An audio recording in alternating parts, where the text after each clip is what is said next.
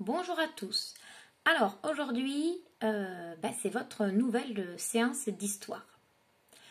Jusqu'à présent, on travaille donc sur la période du Moyen Âge. Et nous avons vu que se sont succédés plusieurs rois et plusieurs familles de rois. Donc, on se souvient, au tout début du Moyen Âge, il y a eu Clovis, roi des Francs, et sa famille, les Mérovingiens. Puis Charlemagne et sa famille des Carolingiens. Et enfin, dernièrement, nous avons vu Hugues Capet et sa famille, les Capétiens, qui fut une des plus longues dynasties royales, donc qui a duré qui a régné presque sur 4 siècles, pendant 4 siècles. Alors aujourd'hui, je vous présente une œuvre d'art, d'une peinture, peinture à huile, qui représente un personnage. Alors je vais vous demander de faire pause et de réfléchir à qui peut être ce personnage. Alors, dans un premier temps, effectivement, on peut remarquer que ça a l'air d'un personnage important parce qu'on le voit aux habits qu'il porte.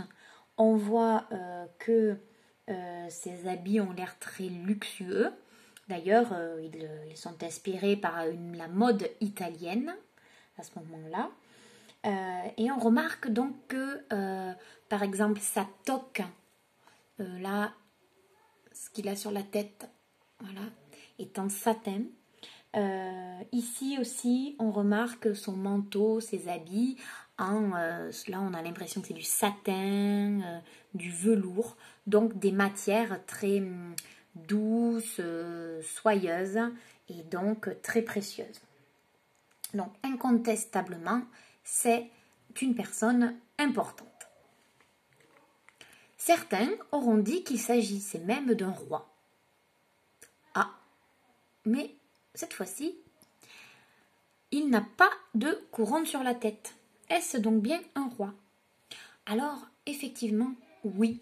On remarque ici la représentation de la fleur de lys, symbole royal. Donc plus discret que les autres fois, certes. Et puis, là aussi, dans sa main, l'épée, le symbole du pouvoir militaire, même si on ne voit que le pommeau, c'est beaucoup plus discret. Ce grand collier aussi. Donc, il s'agit bien d'un roi. Alors, est-ce qu'à présent, vous pouvez m'indiquer comment s'appelle ce roi? Bien oui, il s'agit donc de François Ier. C'est une peinture qui a été dessinée, peinte par Jean Clouet en 1530. Et on peut vraiment observer que on a une représentation de roi différente des autres fois. Souvenez-vous, ici, le roi Philippe IV, qui était donc au milieu, d'un côté les nobles, la noblesse, de l'autre côté le clergé, et lui ici le roi. Donc il était certes représenté au niveau central, mais il n'y a pas ce n'est pas un portrait de lui, il a sa couronne et on n'a pas les mêmes détails. On a la couronne, les fleurs de lys, la grande épée. De même aussi, si on se souvient de l'image de Philippe Auguste sur son cheval, donc là aussi on le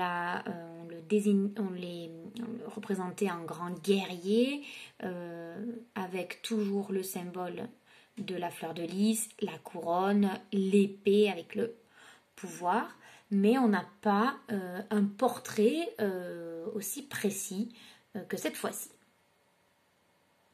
Donc cette fois-ci, on remarque que on a une peinture qui met vraiment en valeur les habits du roi grâce à des techniques précises, grâce à des ombres, des lumières, grâce au réalisme des traits. On voit vraiment que, que la peau, le visage est très bien dessiné, les matières aussi. On a vraiment l'impression que si on va toucher, c'est soyeux et c'est doux. Donc c'est très bien fait. Tout ça, le portrait, le fait que ce soit un portrait, le réalisme de cette peinture, cette lumière créée, et bien tout ça, ça a un lien avec un nouveau mouvement artistique au départ qui se passe à ce moment-là et auquel les futurs rois, les rois que nous allons voir à partir de maintenant, vont prendre part. Voilà, c'est-à-dire que on va avoir un nouveau mouvement artistique. Ce mouvement s'appelle la Renaissance. Donc c'est un mouvement au départ artistique. Et puis, eh bien, en fait, aussi on peut le mélanger un petit peu aux périodes historiques, parce que c'est forcément un moment précis de l'histoire. Mais donc lors de ce mouvement artistique, eh bien, il va y avoir de nouvelles inventions, de nouvelles façons de représenter, de peindre. Il va y avoir de nouvelles façons de penser, de réfléchir. Et c'est pour ça que on va l'appeler la Renaissance.